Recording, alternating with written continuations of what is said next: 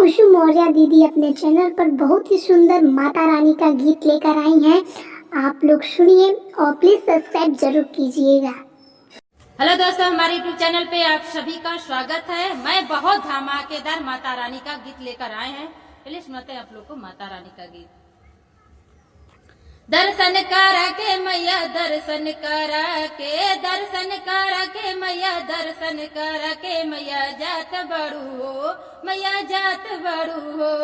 जब से आयल नवरतन मुस्कात बड़ू हो, जब से आयल नवरतन मुस्कात बड़ू हो।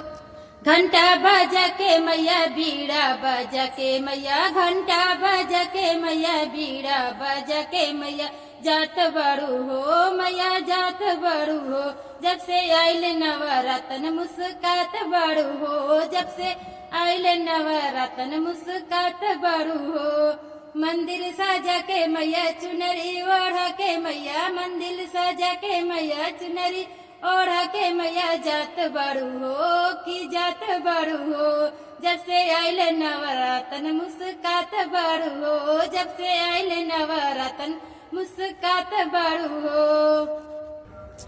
घंटा बजा के मैया, घंटा बजा के मैया, घंटा बजा के मैया जात बड़ू हो, मैया जात बड़ू हो।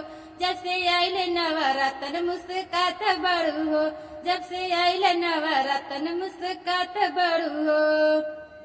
बीड़ा बजा के मैया, बीड़ा बजा के मैया, बीड़ा बजा के मैया, बीड़ा बजा के मैया जात बड़ू हो जात बड़ू हो। जब से आयल नवरतन मुस्कात बड़ू हो, जब से आयल नवरतन मुस्कात बड़ू हो।